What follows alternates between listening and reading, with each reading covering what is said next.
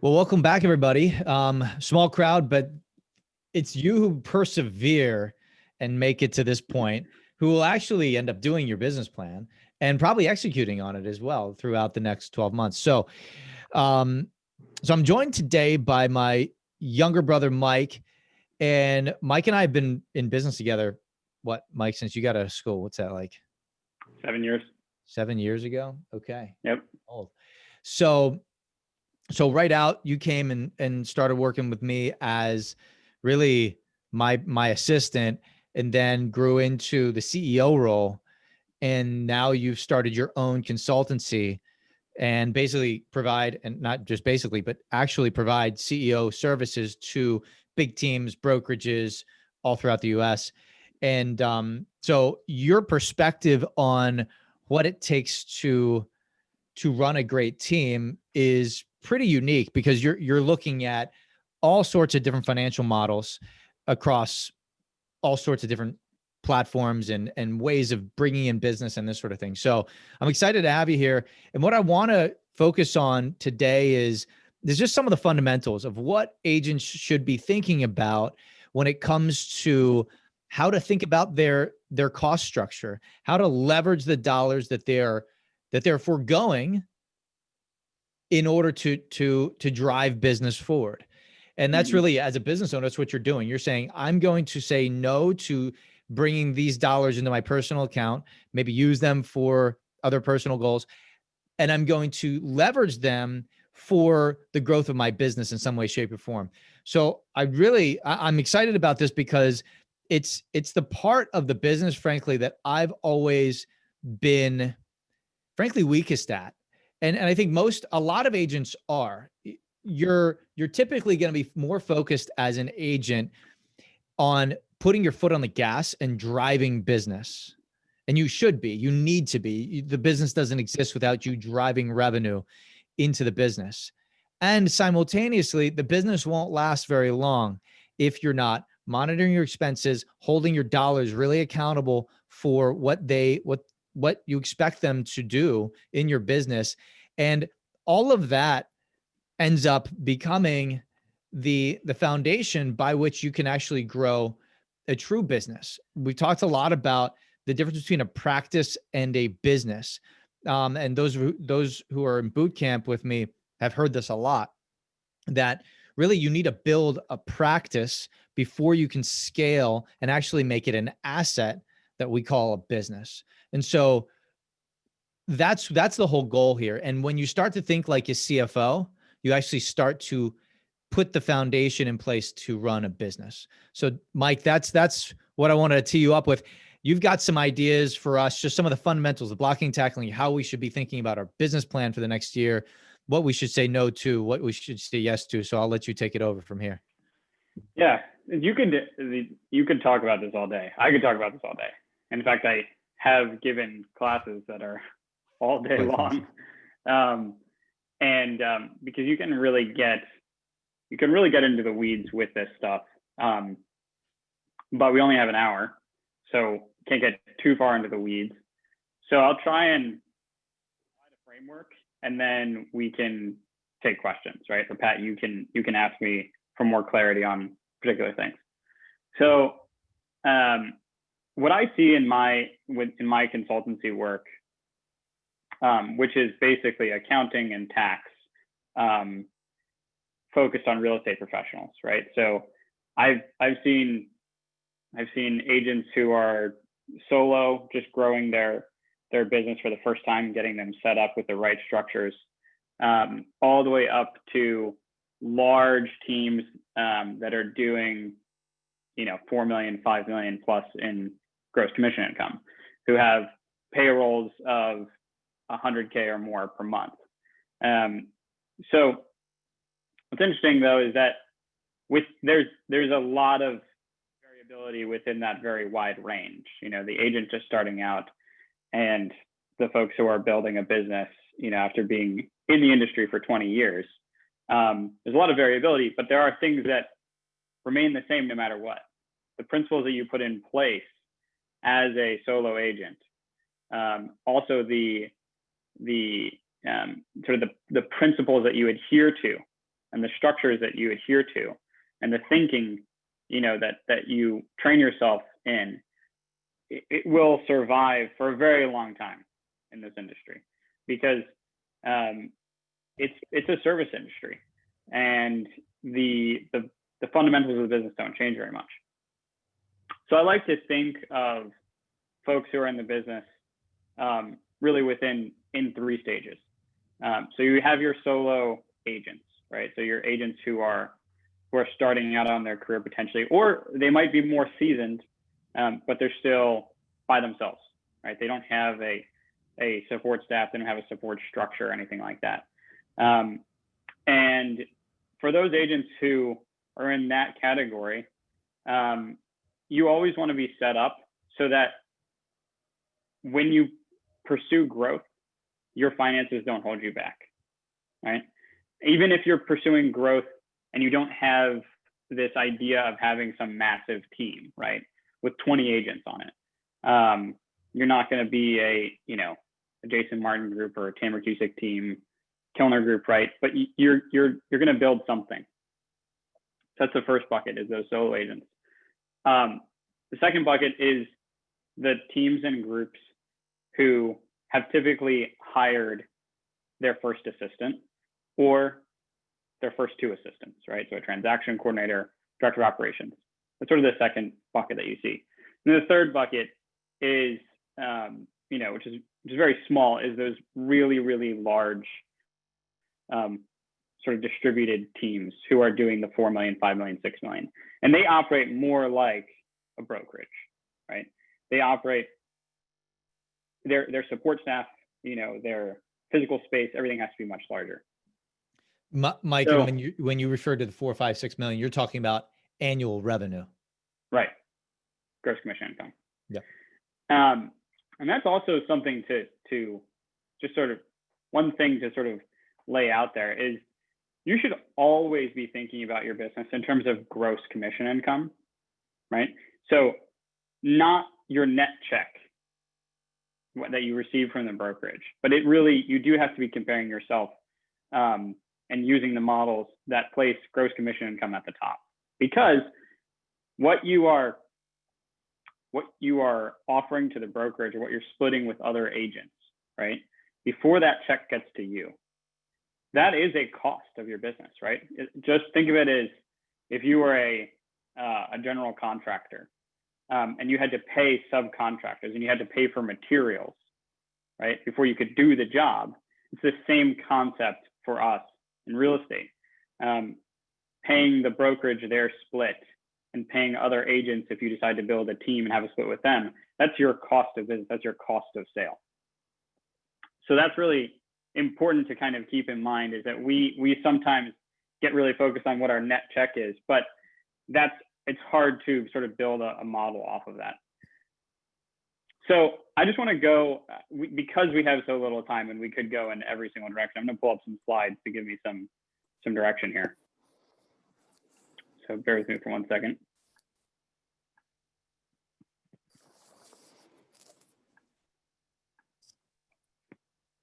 All right. So there's one thing that's really, really fundamental. Let me pull this up here. Mike, and if you feel like you're sharing, okay, there you go. Yeah, so now I am. So this is part 3, right? You can see 3 at the top, part 3 of a 4-hour class. I want to bring you guys through quickly. But I think these are sort of the most effective things. So let me see, how do I get to the next one? So this is the take action part of this class, and it's maximizing profit, building wealth, and avoiding the tax man, right? That's the goal of every person who's in business. Maybe that's not like the first thing that pops in your mind. You get out of bed in the morning and you're like, all right, maximize profit time. That sounds very cold and corporate, very capitalistic, robber baron, monopoly man. But it's true, right? There are many, many professions, jobs, where you don't have to necessarily worry about maximizing profit, right? You have your particular job. You are that the cog in that organism of that organization, right? And you have to do your job very well, provide value. But you're not necessarily worried about the bottom line of the entire business, unless you're the CFO, right, or the controller. But as a real estate agent, you are a business owner, no matter what.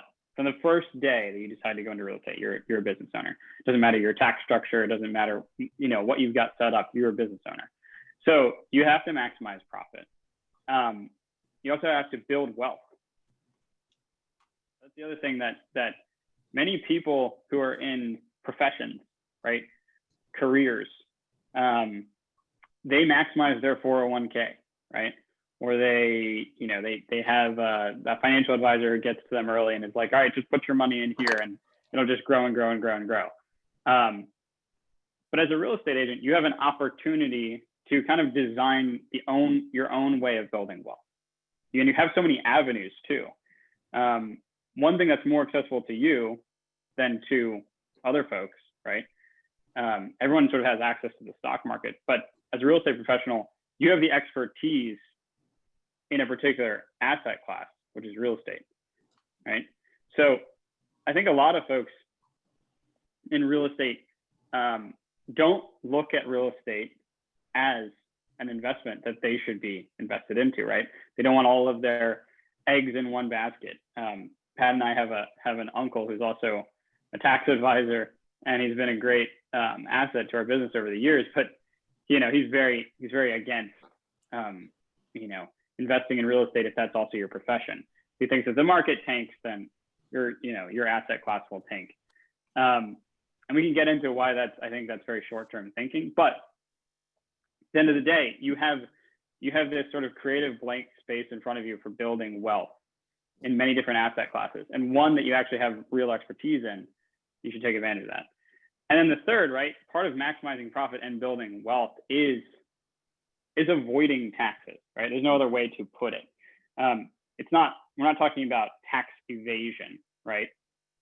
We're really talking about tax minimization, right? So every legal way that you can work within the tax code to minimize the expense of taxes, right? That's really what it is. It's not an altruistic thing, right? No one is paying more than they have to pay in taxes. And it's an expense. And so you should work to come up with strategies to minimize that burden. The more that you keep, right, without doing anything illegal, the more you can invest in your business. You can hire people, right? You can do more with that, invest it into other things. Let me just go to the next slide here. So the action step one, and this sounds so simple, but it just has to happen. No matter where you are in your business, you have to create separate personal and business accounts.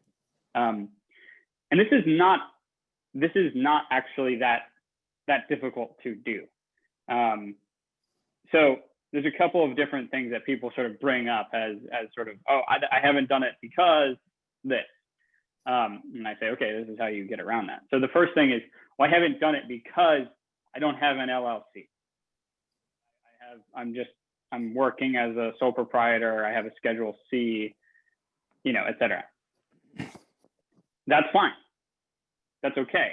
I'm not saying that you have to set up an LLC right away, but I would say that you should immediately go to your bank, whatever bank you're using, and open up a distinct separate checking account, right? It can just be in your name, right? But that is going to be your business account, right? Your business account, name it my business account, right? Doesn't have to be someplace separate. And if you use a credit card in your business, right? If you're a responsible user of credit cards who pays it off every month, don't typically recommend it just to rack up debt. But if you're somebody who uses a credit card to pay for dues and advertising, et cetera, you should have a separate one that you only use for business, right? So you have a separate account only used for business, a separate credit card only used for business, right? That's the first thing. If you don't have an LLC set up, that's okay. You don't have to go out and do that right away. Just open up another account, right? And really not hard to do. I mean, you can do, if you already have an account open with an institution, very easy to open up another one, right? You want to check, obviously, minimum balances and those types of things, but you have to create that separation in your business. And a lot of folks then will say, okay, but what functional difference is that, right? The money is all mine anyways, right? And I say, you're laying the groundwork for a future structure where your business will be very separate from your sort of personal accounting, right? I'll ask Pat. Pat, when was the last time you logged into the bank accounts for the Kilner Group?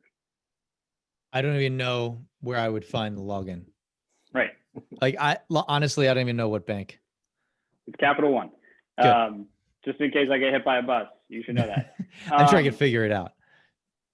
Yeah, exactly. But that's the type of thing, right? Where if you're at a point where you've been in the industry for a long time, you've built your business, your business is going to distribute dividends and a salary to you, right? But it will exist very separate from whatever is happening with your personal finances and your personal budget. So that is laying the groundwork. Now, I will right now I can go into sort of the next step is if you want to set up an LLC, right, and sort of have an official business account, it is very easy to do, right? It has become easier. I remember 7 years ago, setting up a new LLC in Maryland required mail-in forms and a fax number, right? Now you could go pay Maryland $191 and you can form an LLC in about 25 minutes on Maryland Business Express. And within 4 to 5 days, you'll get articles of organization, right? And a certificate of good standing from Maryland, right? So if you're thinking, oh, I had to set up an LLC and that's so hard, well, it's really not. I will caution though, once you set up the LLC, if you set it up in Maryland or DC or Virginia, they all kind of have the same way of doing it. You then pay an annual fee. Maryland is the highest, I think, at $300. Virginia is the cheapest; it's like $50. But still, not a massive expense.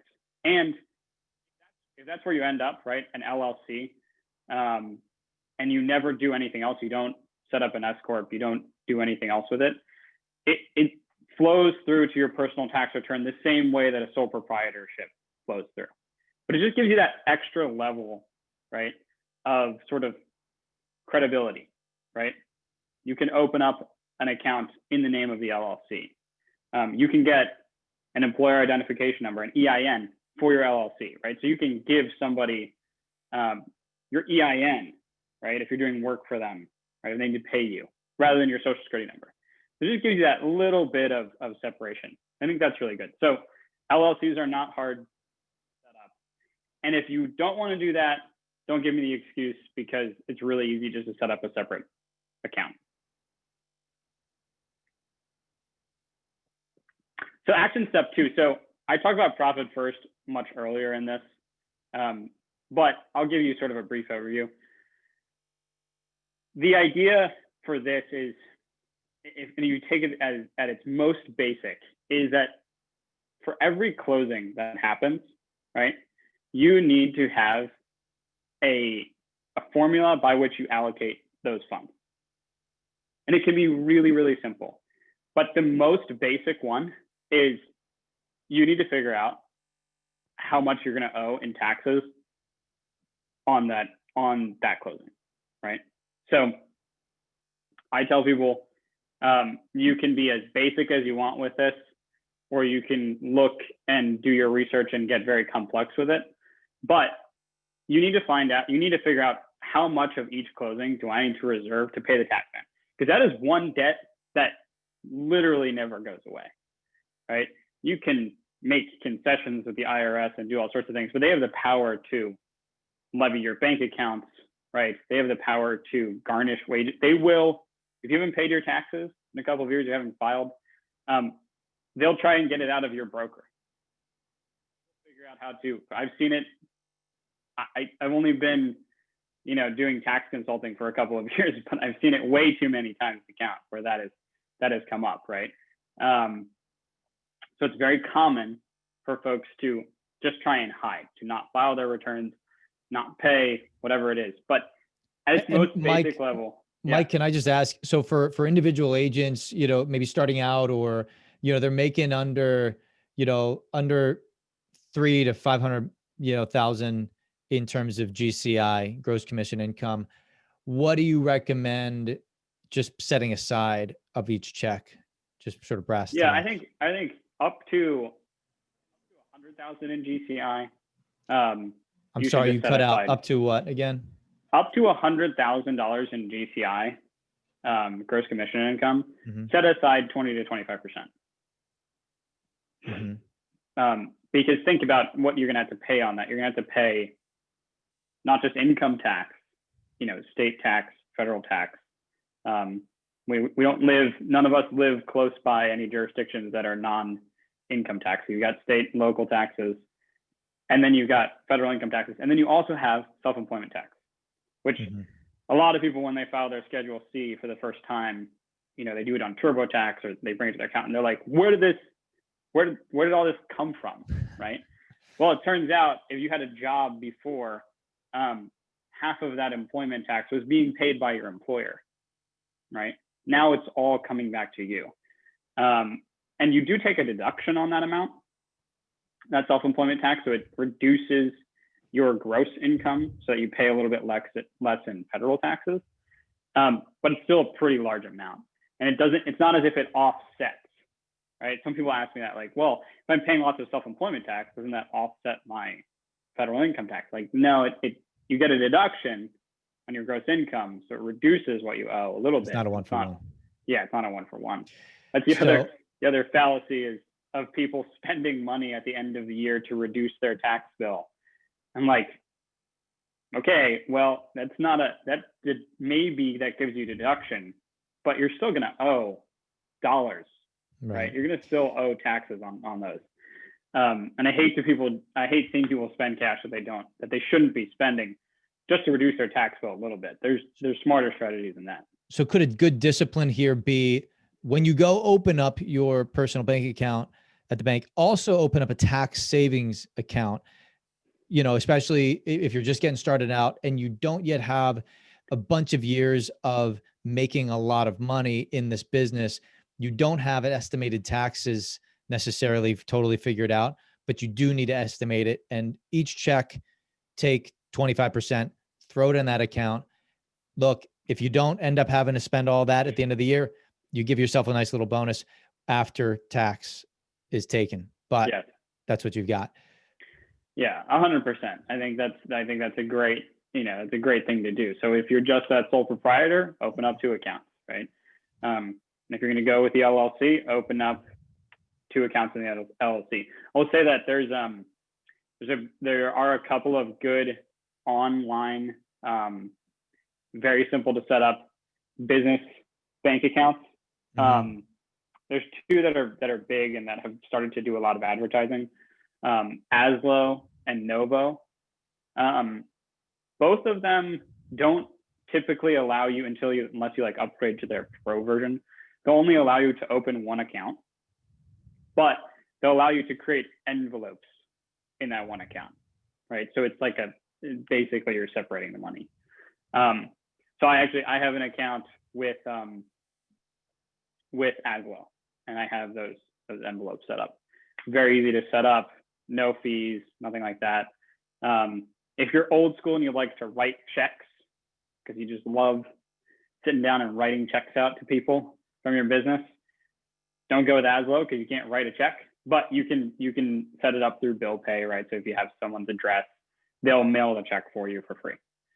So that's just, I have found both of them. I've worked with a client who has Novo, and I personally experienced ASLO, and they're both great.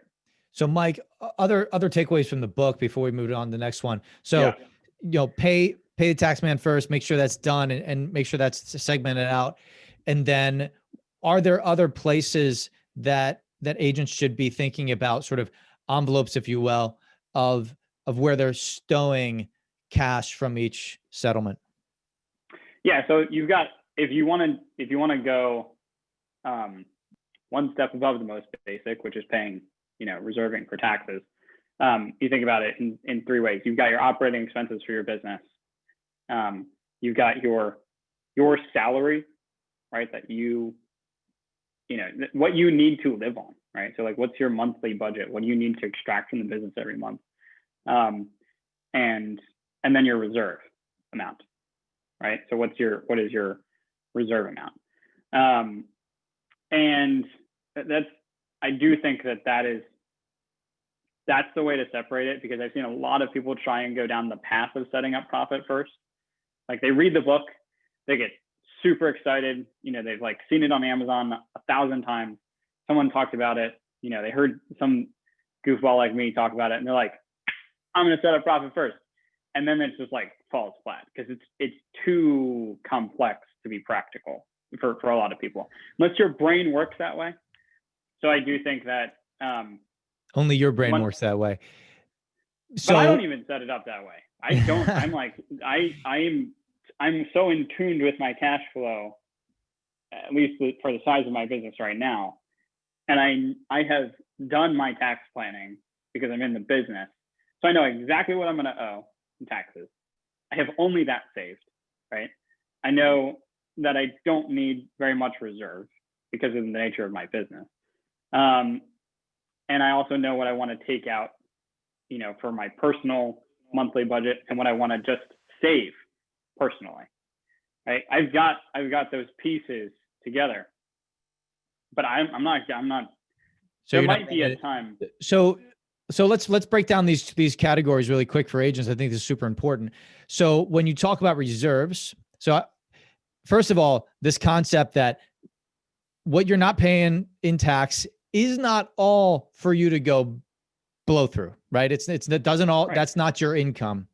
That's not your salary. It's a distinction between your salary and what is available to you are two different things. Right. What's available to you and what you're leveraging. Again, this is assuming that you want to build a business. We're talking about business planning. So it assumes you want to build a business. If you don't want to build a business, then by all means, take all the money out of your business. But if you do want to run a business, which is why you're all here, keep money in your business for certain things. So maybe we can start with the last one you mentioned, reserve. How much do you like to see an agent have in reserve, and why? It depends on the nature of your business, but I typically would like to see 90 days of cash in the business. Okay. Right.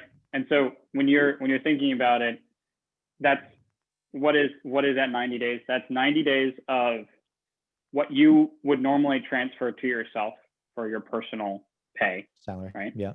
That's a big part of it. People kind of leave that out. Your normal operating expenses for your business. So what is 90 days? What is 3 months operating expenses for your business look like? Right. If it's $5,000, right, you should have at least 15 plus what you would normally distribute to yourself. So that's really it. It's those two elements, your pay and your normal operating expenses, set aside in your business. And once you hit that reserve amount, there's no need to save anymore, right? I see folks with, for whatever reason, they're like really, really nervous, and they build a business and they just hoard cash in the business. Like hundreds and hundreds of thousands of dollars. And it's not doing any good there. It's earning 0.02% interest. And they're just very nervous about the next black swan event. That's when they hire you. Those people were positioned well when, in March, because they had big businesses, and if it did slow down in their jurisdiction, we were very fortunate here. I don't know if everyone realizes that there were places where you literally could not work for 4 to 6 weeks. I had a team in Ohio who could not sell houses for a month, and it's pretty devastating. So now they're getting back to it, and there was a lot of pent up demand, those types of things. But they were grateful that they had a reserve, because they still wanted to keep paying their people, paying those salaries. So yeah, I think a reserve, 90 days, good benchmark. More than that, there's something else going on with your business if you need more than that. And then obviously, if you have to tap into that reserve, you should be building that reserve back up as quickly as you can when cash starts to flow again. Great. So, it's So not Mike, what's something action that, step number 3? I want to keep moving because I want to get all this out of you in under an hour. Yeah. So categorize and track regularly, right? This is the next step. It's once you've allocated your cash, right? Once you have set up a way so that when cash flows into your business, you know that it's being allocated correctly, and it's not going to be massive surprises come April 15th when your taxes come due. Then it is time to set up a system to categorize it and track it regularly. So for solo agents and people who are on a team, right? So if you're on a team and you have a normal split with another agent who's a team lead, QuickBooks Self-Employed is a good platform, but it is very limited as soon as you want to get into anything more complex. If you want to set up an S-Corp, right, it's not going to serve you well.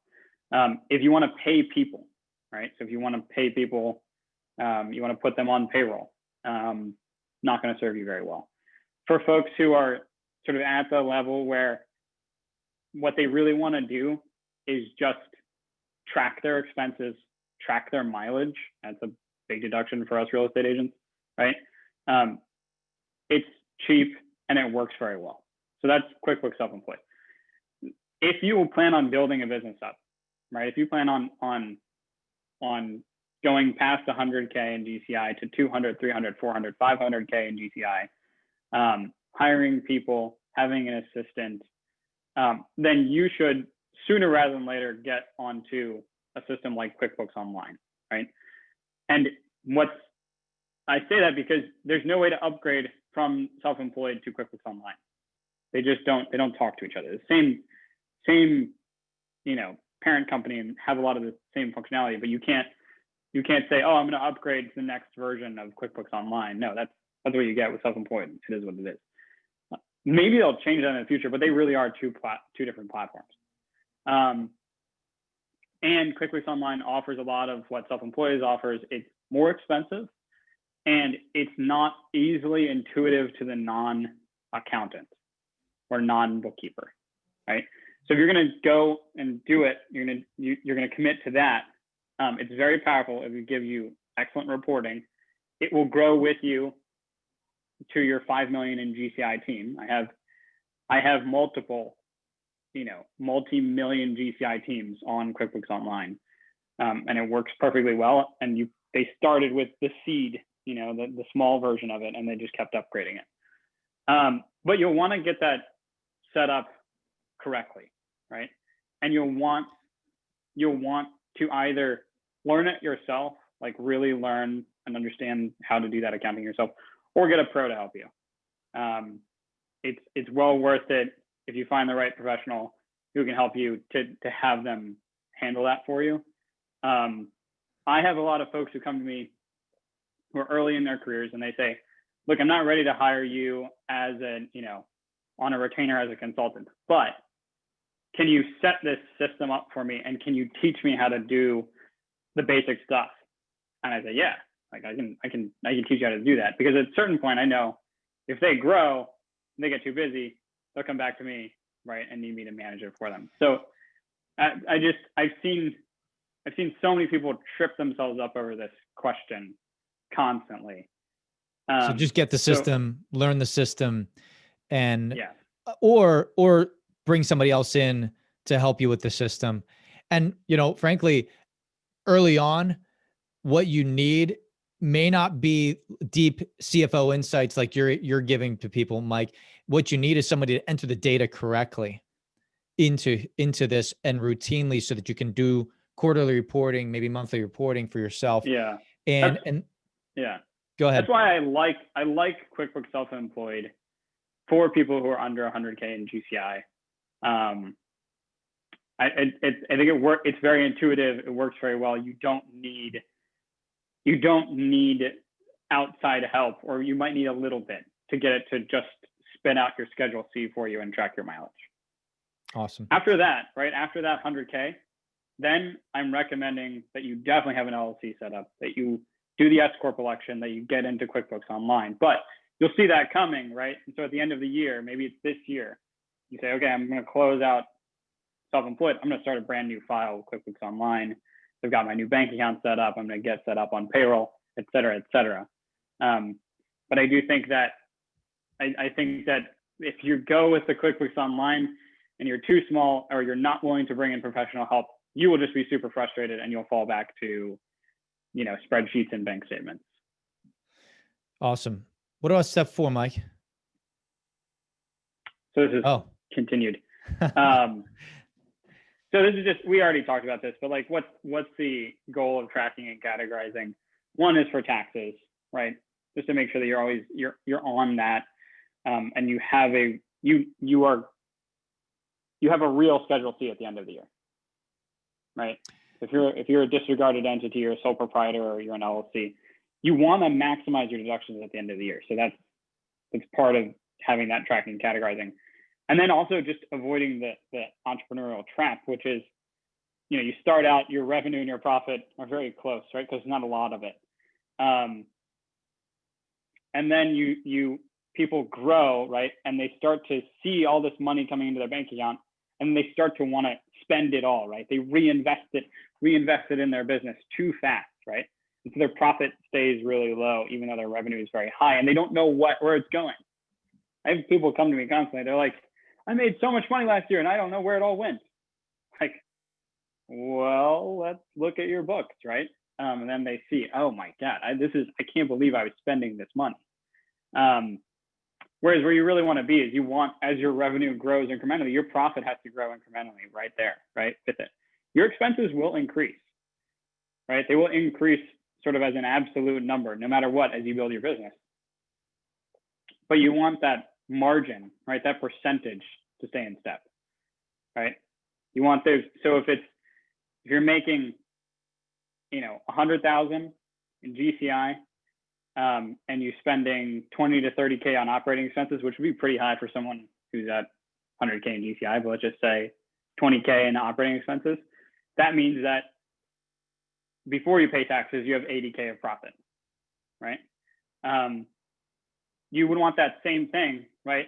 At 300K, right? Maybe you're spending $60,000 in operating expenses. So the same, it's gone up by a significant amount, but it's the same margin, right? You still have an 80% profit margin on that. Those are just examples. I don't know any businesses that look like that, but that being in touch with your expenses, categorizing them regularly, or reviewing those reports in detail with your professional will keep you away from that trap where you're overspending and you don't know where anything is going. So the next step is whipping your personal finances into shape. Pat, did you have something?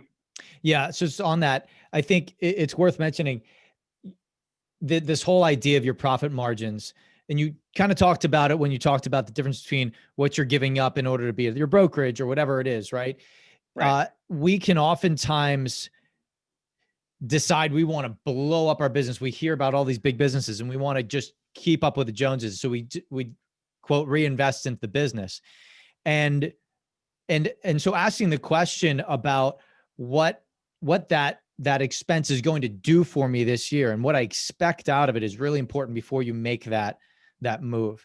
One of the things, Mike, that when you first started working with me and you started getting in the books, you saved me a ton of money right away because you cut out a lot of subscription services and the bane of my existence. And the part of the reason why I had gotten involved in a lot of the subscription services is because they promised to bring more deals to the table for me. And I felt like I couldn't do more to get more deals in. So then now I started trying to leverage, and the whole idea, and careful when you hear this out there, people will say, hey, all you need to do is sell one more deal and it pays for itself for the entire year. As soon as you hear that from someone, and that's a pitch from a lot of places, start running the other way, because that is a pitch to get into your pocket on a monthly basis. And that's going to bleed you when it comes to your ultimate take home pay and what you're going to profit. I think you turn around and you say, well, that's not what I'm looking for. I'm looking for something that gives me 10x my return. So if I can do 10 more deals next year based on this system, we should talk, right? Mm-hmm. But if you say one more deal and it'll pay for itself, know that is a sales tactic, right? That is they're basically saying, look, there's no risk. Well, actually, there's a huge, massive risk to your business, and it's opportunity cost, right? So you say, spend $5,000 with me, and I guarantee you'll make at least $5,000. That's terrible. What a terrible investment, right? Spend $5,000 with me, and I guarantee if you follow the system, you'll make $50K.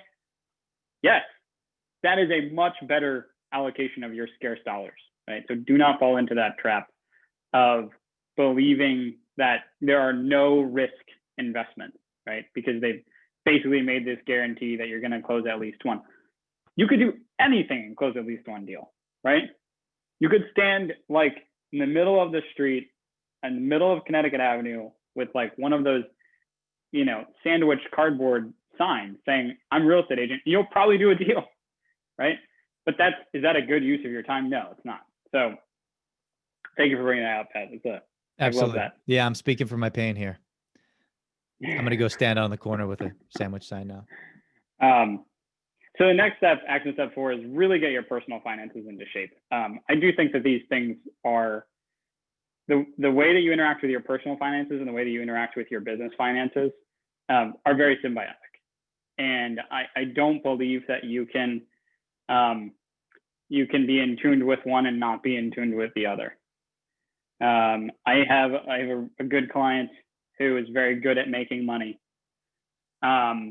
He's got a very good business. And we talked last month, we did some business planning, and he said to me after almost 2 years of working together, he said to me, I still don't understand where all my money is going. So I pulled up his cash flow statement, right? So this is a 750,000 GCI team. And I said, look, these are all of the distributions that you are making out of your business account, right? So at a certain point, anytime you have a personal expenditure from your business account, it just goes on the balance sheet as a distribution of equity, right? It's as if you paid yourself. You pulled the funds from the business and then paid it off. Owner distribution. Basically, you're bonusing yourself off the business. Right. But every month you're paying off your family's credit cards with the business. Every month you're paying off your HELOC, right? Every month you're paying off this extra car, right? And look at your cash flow issues, right? And it doesn't really have cash flow issues. The business is very profitable. But you saying to me, where's all my money going? Here it's going. This is where it's going, right? So you have to whip your personal finances into shape if you're unsatisfied with this situation, right? So he has a ton of clarity about every operating expense of his business now, and he understands his GCI and his cost of sale and his profit margins. But then he looks at his cash and he's like, what's going on?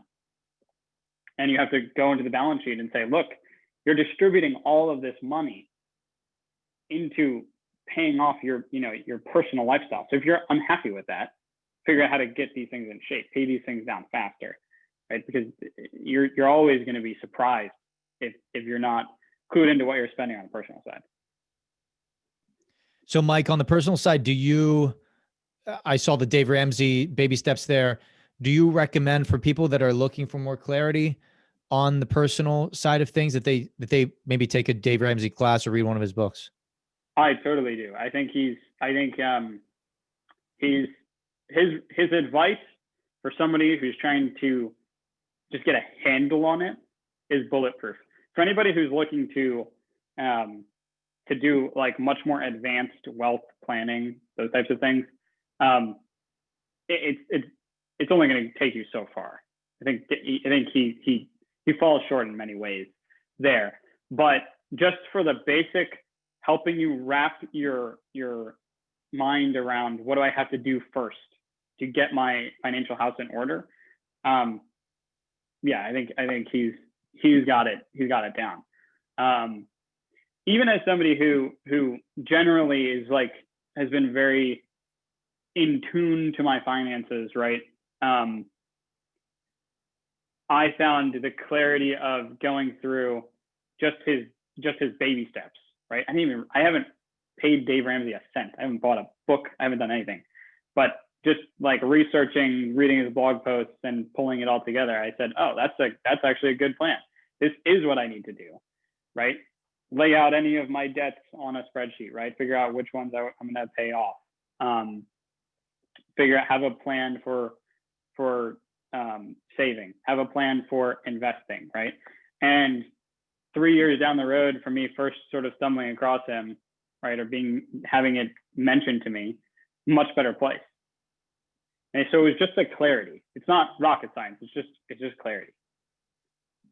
Yeah, I'll second that. In my own personal financial journey with Elena, my wife, there's been no other thing that has given us as much clarity on the personal side, at least to date, on really than Dave Ramsey's sort of basic philosophy. And it's not complex, but it actually forces you to, as a couple, figure out what the priorities are and what you're paying off first, and how to get into a virtuous cycle of leveraging your finances on a personal side. And that way you don't feel like you have to strip the business. And prior to that, I always felt like my only recourse to taking care of my personal finances was just to throttle up the business even more. And that is a recipe for burnout. And I can definitely attest to that. So Mike, what's next here? Action step 5. So we've already talked about sole proprietor versus LLC. But the next thing that I always recommend to people who, and 100K is just easy for people to remember, so this is why I talk about it. But at 100K in GCI, and if you see your revenue climbing, which hopefully you should really consider filing an S-Corp election with the IRS. So basically what that does, in its most basic sense, is if you file the S-Corp election for your LLC, because you need an LLC to do the S-Corp election, you basically gain the ability to employ yourself as a salaried person for your business, right? So what that does is you only are going to pay employment taxes, right, which we talked about before, on your salary. You will not pay them on your dividend. So to give you an example, let's say that you're a 200,000 in GCI small team, right? So you made 200,000 in gross commission income. And if you were just an LLC, let's say you profited $100,000, which after paying everybody else, you profited $100,000. You would pay federal withholding, state withholding, right? So federal income tax, state income tax, and self-employment tax on that $100,000.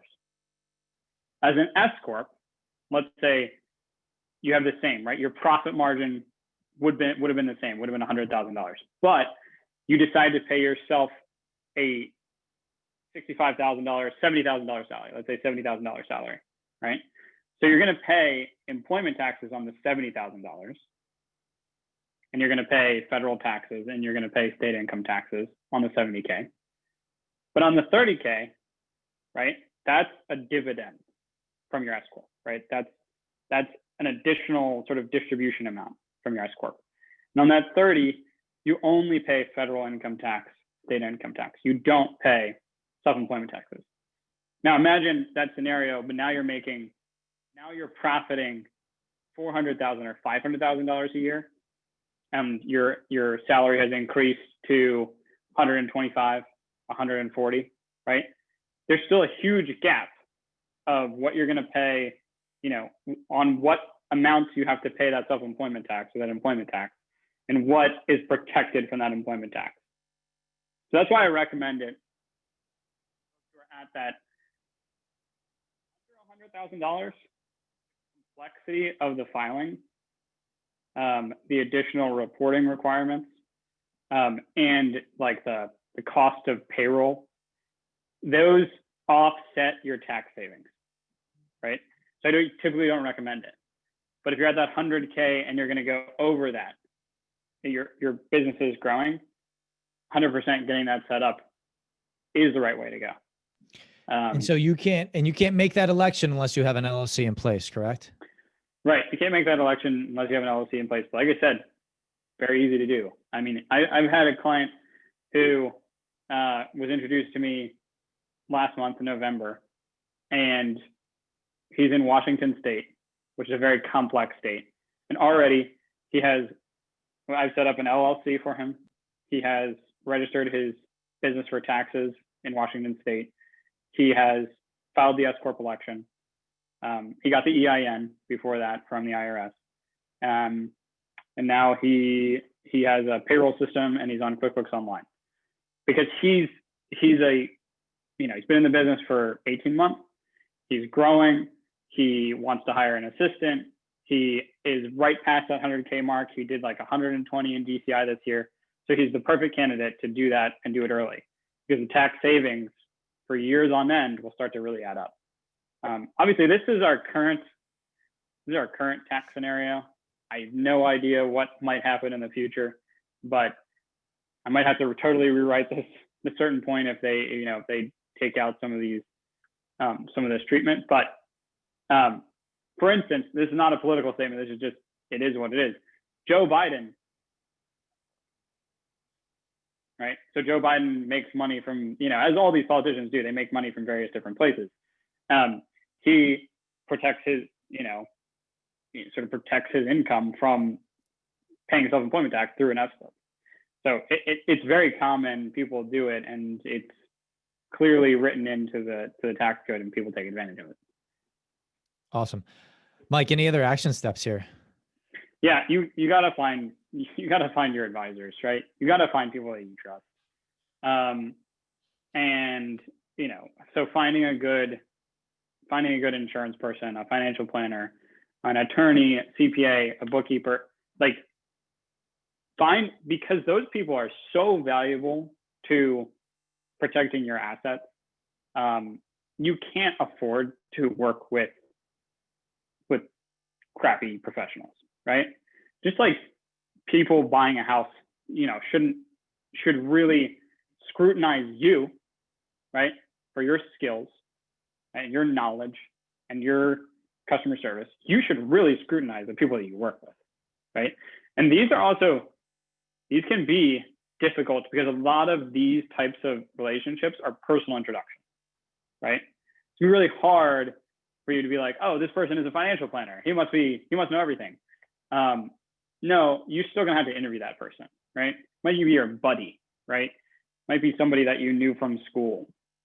You got to introduce them at a business, networking meeting, which I guess aren't happening now because of COVID. But you still have to interview and scrutinize those folks, right? Really understand what it is that you're getting into. And if you don't have a good feel for what that person should be offering to you, go to somebody who has had a lot of success and ask them, who are you working with? Don't ask somebody just starting out who's at the same, who's in your peer group. Go to the person who's making millions and say, hey, who's your guy, right? Who's your gal? Who do you work with? Find out who are those people, right? And work with them. So Mike, Josh Beal has a question. EA or CPA, he understands the difference. He understands what EA is. So sometimes agents think that's executive assistant. So enrolled agent. Yeah. He has an enrolled agent for taxes, but never worked with a CPA, wondering if I would get value from CPA relationship as well. I keep my own books right now, meet with an EA for tax filings, and I'm in touch with him throughout the year. What's your recommendation? Yeah, so it's really not. There's no difference. An enrolled agent is obviously it's not obvious, but an enrolled agent is someone who's licensed with the IRS. So I'm an EA, right? I'm licensed with the IRS or credentialed through the IRS directly. A CPA is credentialed at the state level, or just like an attorney, they're credentialed at the state level, and then they have practice rights with the IRS.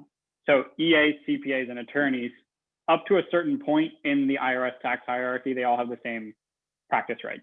They can represent taxpayers in the same way. And having CPA or EA after your name means that you've passed the test, but it doesn't mean anything about your actual ability to save people on taxes, right? So that's why you have to interview these people.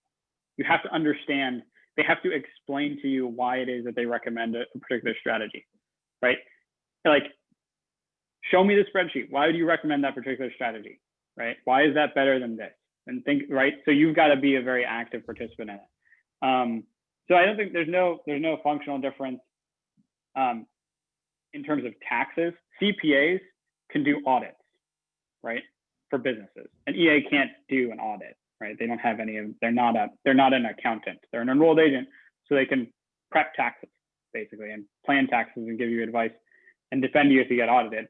But they are not going to be able to audit a company, which you don't need. So you don't need a CPA. You just need someone who's good and who's so I guess if you've got a good EA who you trust and is making good, wise decisions for you, helping you, that's a good place to be. Right.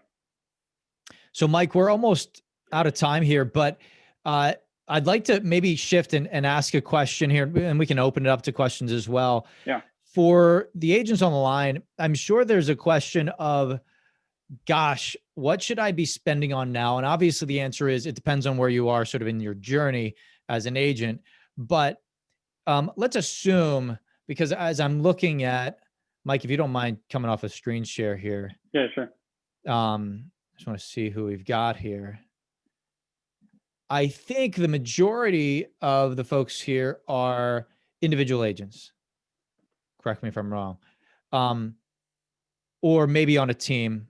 But the majority are individual agents. So the question is, what should I be looking out for in terms of my expenses? And what should I be looking at as something maybe I should be spending more on as well this coming year? Yes, I think the two things that I see getting the best return on investment for agents are investments into your past clients' referral sources and sphere. That hasn't changed. That's still the best ROI you will ever get, right? If you think about what do you actually spend on that relationship, right? Maybe it's at the max a couple of $100s a year for a really good relationship, compared to signing up for Zillow and paying them $3,000 a month in the hope that you get somebody to work with you, right? Or spending money on Facebook advertising, that type of thing. So I still see really good ROI investing in those relationships, making people feel cared for, making people feel like you've sacrificed for them, right?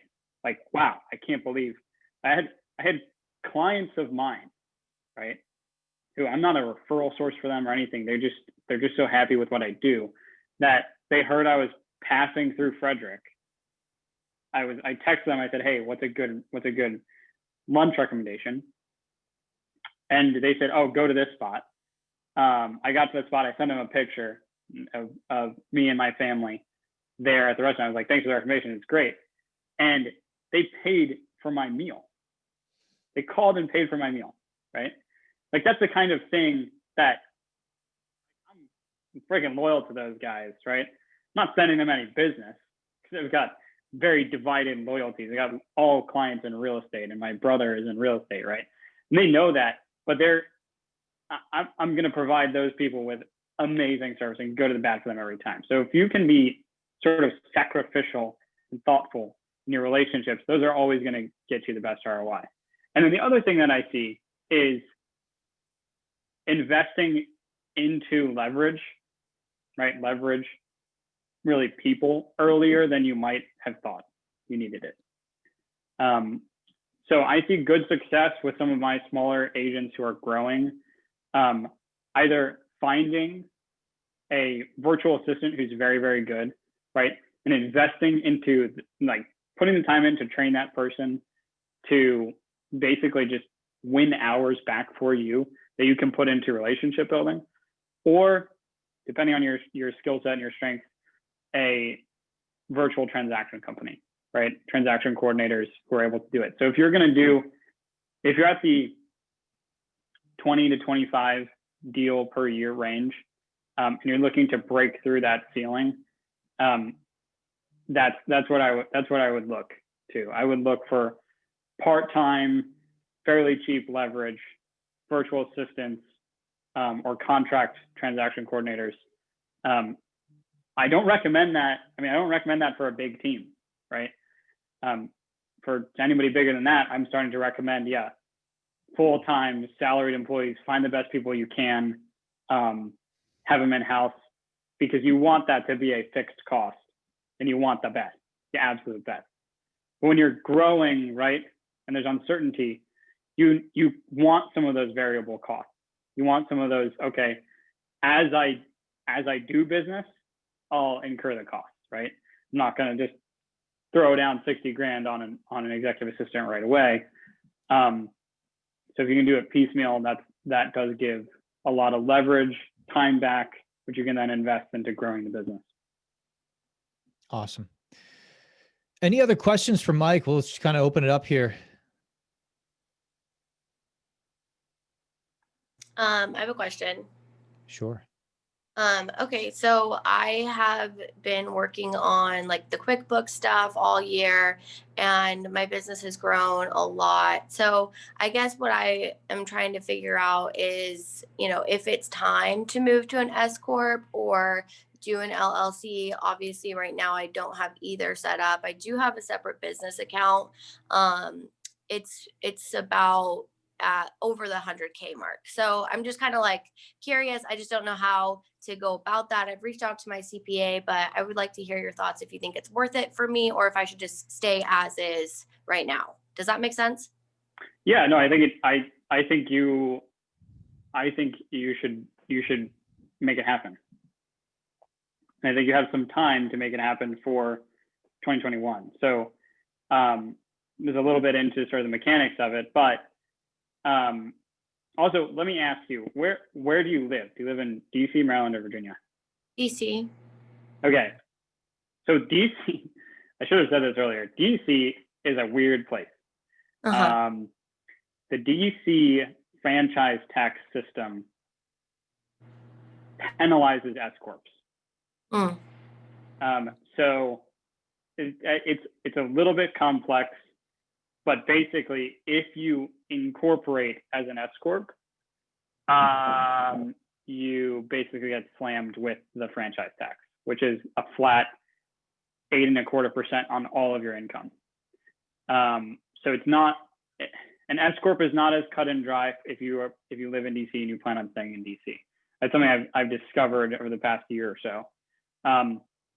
So that's why I think if you are comfortable working with that CPA, have them run that scenario for you, right? Okay. That's something that I do for my clients, right? I run that scenario for you, and I basically show you, here's the breakdown of what it would cost to do this thing. 100% I would set up an LLC and get your EIN registered with the IRS. Okay. That is just sort of a basic thing where then you can open those business bank accounts. Because you're in real estate and you're providing professional services, you don't pay the franchise tax in DC. You wouldn't have to pay it. But as soon as you move to the S-Corp status, you would start to pay it. So it might not be financially make sense for you. If you lived in Maryland, I would say 100% go for it right now, because there's no franchise tax. Businesses, right, don't pay taxes in Maryland. Right, they don't pay income taxes, but basically in DC and other places like California, you pay, like, the business entity pays an income tax first. and it's a pretty high rate. Okay. So yeah, so LLC, EIN, both you can do online.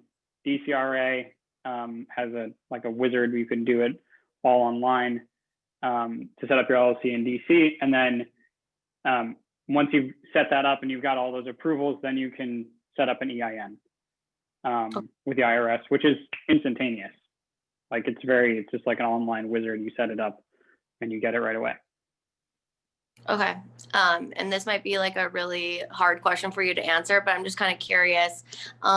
If you're like making around, let's say like 170,000 with like, that's like no expenses or anything taken out from that, what would you like on average think would be a normal expense for you? Because I'm trying to go through my TurboTax right now and all that fun stuff, but I'm just kind of like, am I spending too much? Am I spending too little? I don't know. So I'm just kind of curious to hear what your thoughts are on that too, if that makes sense.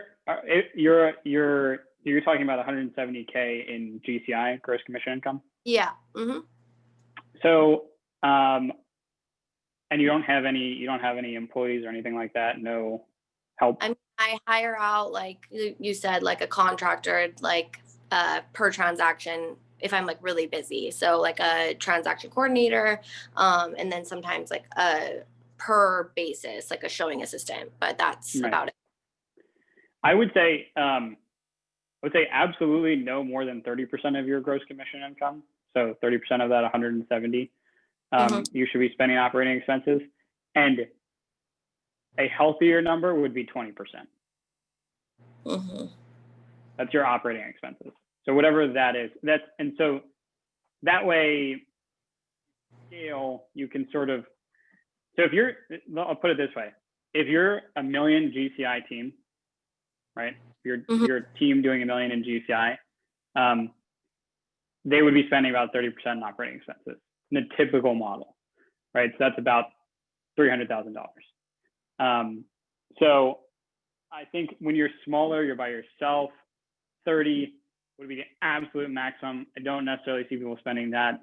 20 is probably a better spot to be in. That's fairly generous amount of money to be spending on advertising and things like that. Okay, well that's good news. I'm like pretty close to that. So that made me feel better. Thank you. You're welcome.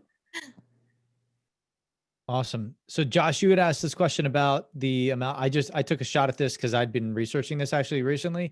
Mike, would you add anything? Can you see Josh's note? Yeah, I can see it. So yeah, around 300 to 400 up to 1,000 per transaction, depending when you've done. Yeah, I mean, 1,000 is like really like everything you could imagine a TC doing for you, but 300 to 400, plus contract to close is typical.